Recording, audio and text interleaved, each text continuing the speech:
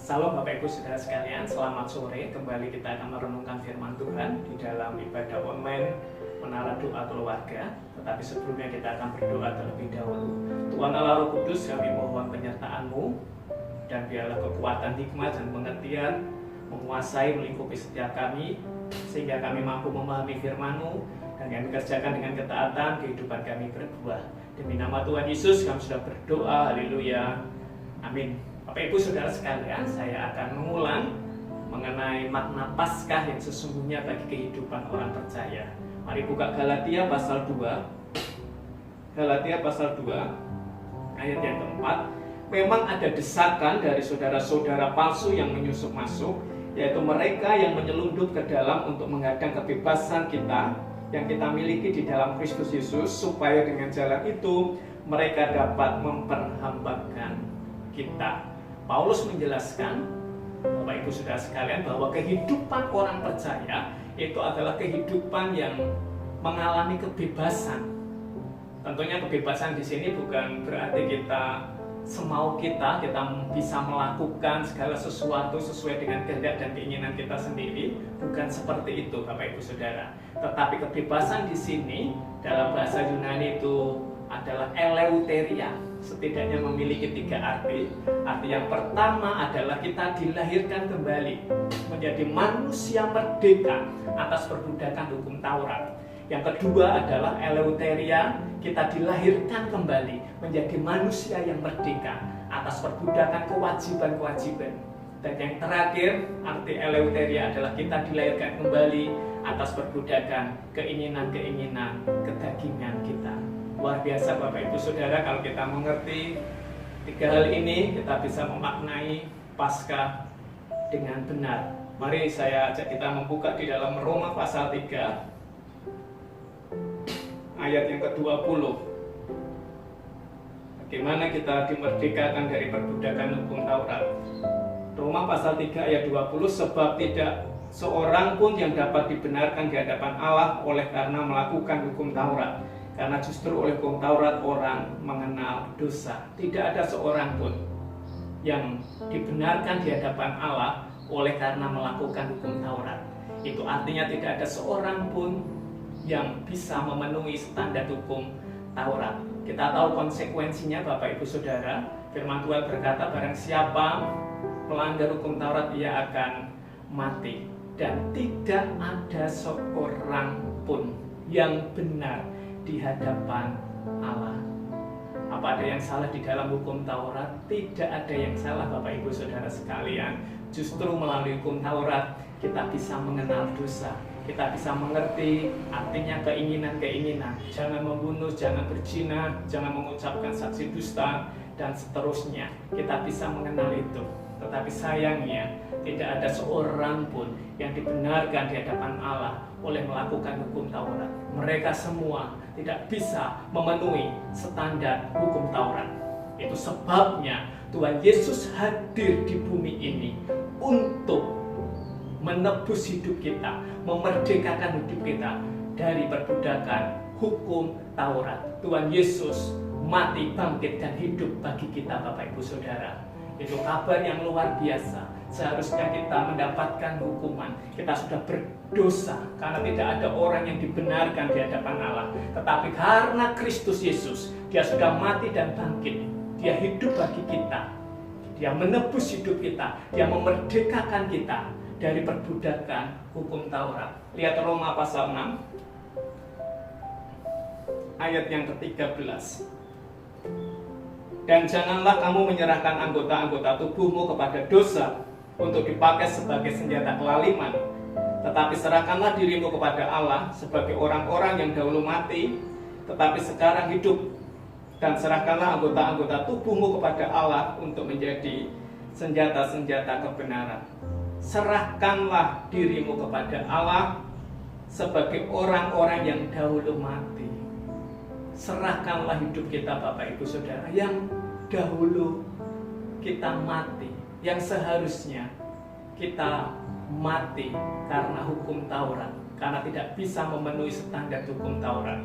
Tetapi kita bersyukur karena Kristus Yesus kita dihidupkan kembali, kita dilahirkan kembali. sebagai orang yang merdeka dari perbudakan hukum Taurat, tetapi yang sekarang hidup kita ini karena Kristus Yesus yang membebaskan kita dari perbudakan hukum Taurat. Kita menjadi orang yang merdeka. Selayaknya kita menyerahkan anggota-anggota tubuhmu kepada Allah untuk menjadi senjata kebenaran. Ayat 14. Sebab kamu tidak akan dikuasai lagi oleh dosa, karena kamu tidak berada di bawah hukum Taurat, tetapi di bawah kasih karunia. Sebab kamu tidak akan dikuasai lagi oleh dosa. Kenapa Bapak Ibu Saudara? Karena kita tidak berada di bawah hukum Taurat lagi, tetapi di bawah kasih karunia Allah melalui anaknya Yesus Kristus yang sudah mati, bangkit, dan hidup bagi kita. Itulah hidup karena anugerah kasih karunia Allah. Selayaknya kita bersyukur Bapak Ibu Saudara. Ayat 17. Tetapi syukurlah kepada Allah, dahulu memang kamu hamba dosa. Dulu semua kita hamba dosa karena kita hidup di bawah hukum Taurat. Tetapi sekarang kamu dengan segenap hati telah mentaati pengajaran yang telah diteruskan kepadamu. Hidup kita karena kasih karunia Allah melalui pengajaran Allah yang Tuhan berikan kepada kita. Itu sebabnya Tuhan Yesus hadir di bumi ini Bapak Ibu Saudara. Dia mengajar murid-muridnya, dia mengajar banyak orang mengenai terkait dengan kebenaran firman Allah. Kekuatan kasih karunia itu mengiring kepada pengajaran firman Allah. Barang siapa memiliki telinga, hendaklah ia mendengar. Kata mendengar ini adalah aku mendengar sampai kita memahami. Setelah kita pahami menjadi keyakinan, setelah kita yakin, kita lakukan kebenaran itu dengan ketaatan. Itu kasih karunia yang mengiring kepada pengajaran firman Allah. Bapak Ibu Saudara sekalian, melakukan kebenaran bukan lagi soal kewajiban, tetapi soal keyakinan. Keyakinan itu berasal dari pengajaran firman Allah yang kita terima, kita pahami, kita renungkan, dan menjadi keyakinan. Setelah menjadi keyakinan akan mengiring kita kepada ketaatan melakukan firman Tuhan. Karena kita yakin itu adalah sesuatu yang benar. Bukan masalah wajib atau tidak. Sudah menjadi gaya hidup orang yang sudah merdeka di dalam Kristus Yesus. Orang yang sudah dibebaskan, orang yang sudah tidak dibawa, diperbudak dari hukum Taurat maupun kewajiban-kewajiban dengan segenap hati. Tetapi sekarang kamu dengan segenap hati telah mentaati pengajaran. Dengan segenap hati Bapak Ibu Saudara, dengan kerelaan kita menyerahkan tubuh kita, hidup kita kepada Allah supaya dipakai menjadi senjata-senjata kebenaran. Dengan segenap hati kita mentaati pengajaran yang kita terima melalui firman Allah yang hidup. Kita renungkan, kita pahami. Roh Kudus akan menggiring kita kepada keyakinan sehingga kita yakin kita mentaati kebenaran firman itu. Karena itu menjadi laku hidup, menjadi gaya hidup kita. Kebenaran itu adalah hidup kita Bapak Ibu Saudara. Inilah makna Paskah yang sesungguhnya. Hidup kita dilahirkan kembali dari perbudakan hukum Taurat, dari perbudakan kewajiban-kewajiban, dari perbudakan keinginan-keinginan duniawi. Sekarang kita tidak hidup di bawah hukum Taurat lagi. Kita hidup di dalam kasih karunia Allah. Melalui pengajaran yang Tuhan berikan, firman Allah yang hidup, kita renungkan, kita pahami, kita yakini dan kita kerjakan. Itu kasih karunia Allah Bapak Ibu Saudara. Luar biasa. Mari buka di dalam Roma pasal 6 ayat 18. Kamu telah dimerdekakan dari dosa dan menjadi hamba kebenaran. Kita sudah dimerdekakan dari dosa, dari perbudakan hukum Taurat, dari perbudakan kewajiban-kewajiban, dari keinginan-keinginan duniawi. sekarang kita menjadi hamba kebenaran. Kenapa kita menjadi hamba kebenaran? Karena kita menerima pengajaran firman Allah. Terus kita pahami, pemahaman akan firman Allah akan menggiring kita kepada keyakinan kita, kepada iman kita. Iman itu akan menggiring kita untuk melakukan kebenaran firman Tuhan. Dan itu akan menggiring kita ke dalam pengudusan. Ayat 19, aku mengatakan hal ini secara manusia, karena kelemahan kamu, sebab sama seperti kamu telah menyerahkan anggota-anggota tubuhmu menjadi hamba kecemaran dan kedurhakaan yang membawa kamu kepada kedurhakaan, demikian hal kamu sekarang harus menyerahkan anggota-anggota tubuhmu menjadi hamba kebenaran yang membawa kamu kepada pengudusan. Kebenaran yang kita terima dari pengajaran Allah, Bapak Ibu Saudara, melalui Yesus Kristus, kita pahami, kita yakini. Setelah kita yakini, kita lakukan dengan tindakan ketaatan, maka itu akan menggiring kita ke dalam pengudusan. Bukan masalah kewajiban kita melakukan kebenaran, tetapi ini adalah masalah gaya hidup yang sudah dimerdekakan oleh Kristus Yesus. Selayaknya kita hidup benar. Itulah hidup yang merdeka di dalam Kristus Yesus. Bapak Ibu Saudara, seringkali kita diajar, berilah maka kamu akan diberi, beri maka kamu akan mendapatkan pelipat kali gandaan. Kalau orientasi kita memberi hanya untuk pelipat gandaan, maka kita salah, Bapak Ibu Saudara. Kita memberi karena sudah menjadi gaya hidup orang merdeka. Firman yang kita terima menjadi kebenaran di dalam hidup kita tentang hal memberi, itu sudah menjadi keyakinan di dalam hidup kita. Maka kita memberi karena sudah menjadi keyakinan. Kita memberi karena kita menjadi orang yang merdeka dalam hal memberi. Kalaupun Tuhan tidak membalas, kalaupun Tuhan tidak memberi, kita tidak akan sakit hati, kita tidak akan kecewa. Karena itu sudah menjadi gaya hidup. Karena hidup kita sudah di bawah kasih karunia Allah. Sungguh bersyukur sekali Bapak Ibu Saudara. Kita melakukan kebenaran juga bukan karena supaya kita tidak masuk neraka. Tujuan kita bukan itu. Kalau kita melakukan kebenaran karena kita takut masuk neraka, itu kita masih di bawah hukum Taurat. Kita melakukan kebenaran karena sudah menjadi gaya hidup kita. Kita sudah diselamatkan. Kita sudah tidak menjadi hamba dosa lagi, tetapi kita menjadi hamba kebenaran. Kita milik Kristus Yesus. Hidup yang kita hidupi sekarang bukan milik kita lagi. Lihat Galatia pasal 2, Galatia pasal 2 ayat 19. Galatia pasal 2 ayat 19.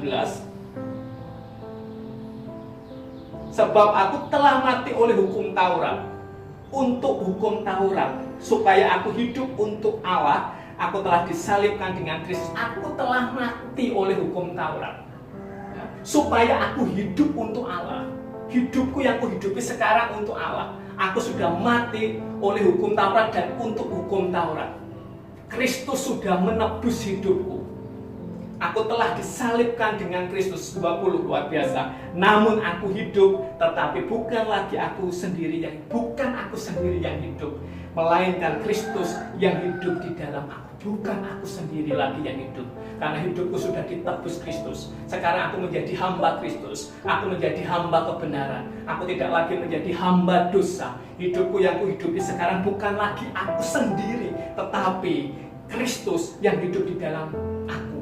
Dan hidupku yang kuhidupi sekarang di dalam daging adalah hidup oleh iman dalam Anak Allah yang telah mengasihi aku dan menyerahkan dirinya untuk aku. Ini luar biasa Bapak Ibu Saudara. Hidup oleh iman di dalam Anak Allah. Kenapa kita taat kepada kebenaran? Karena pengajaran yang kita terima melalui kasih karunia Allah Bapak Ibu Saudara. Pengajaran itu menjadi pemahaman di dalam hidup kita. Pemahaman itu akan mengiring kita kepada keyakinan, kepada iman kita. Setelah iman itu terbentuk, maka iman itu akan menggiring kita kepada ketaatan, melakukan firman Tuhan. Dan hidupku yang kuhidupi sekarang di dalam daging adalah hidup oleh iman dalam Anak Allah, Yesus Kristus, yang sudah mati, bangkit, dan hidup bagi aku. Itulah iman, itulah makna Paskah yang sesungguhnya Bapak Ibu Saudara. Sekarang kita hidup tidak di bawah hukum Taurat lagi. Kita hidup di bawah kasih karunia Allah, melalui pengajaran Allah yang kita pahami, kita yakini, dan kita kerjakan dengan ketaatan. Dan kita dibawa dalam pengudusan. Luar biasa saudara sekalian. Dan hidupku yang kuhidupi sekarang di dalam daging, kita mengenakan adalah hidup sekali lagi oleh iman di dalam Kristus Yesus yang telah mengasihi aku. Kenapa Yesus rela mati dan bangkit untuk kita, Bapak Ibu Saudara? Karena Yesus mengasihi kita.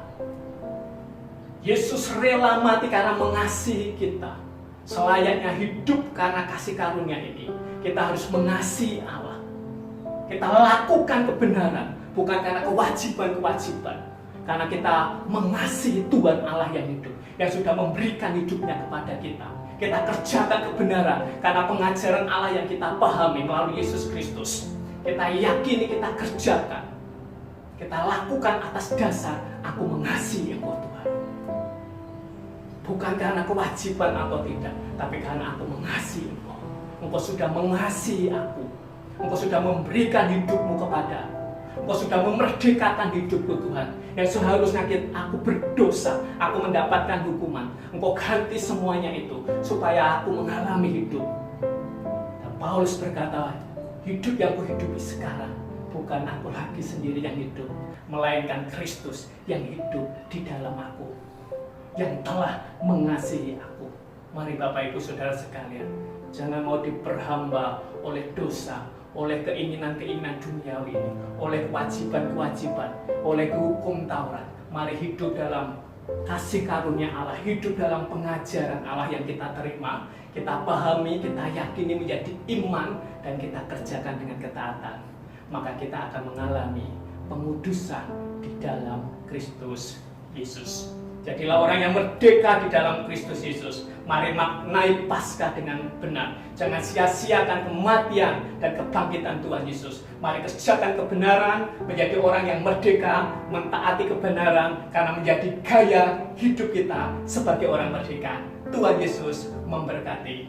Amin. Mari kita berdoa Bapak Ibu Saudara sekalian. Kami bersyukur untuk firman iman sore hari ini. Biarlah menguatkan setiap kami umat-Mu, supaya kami dikuatkan kembali bahwa kami adalah orang-orang yang merdeka di dalam Engkau. Kami tidak diperbudak dosa lagi, tetapi kami diperbudak oleh kebenaran. Engkau yang memimpin hidup kami Tuhan. Terima kasih, layakkan hidup kami, dan biarlah kami terus berpadanan dengan Injil-Mu. Demi nama Tuhan Yesus Kristus kami sudah berdoa dan mengucap syukur. Semua yang percaya berkata, amin. Tuhan Yesus memberkati.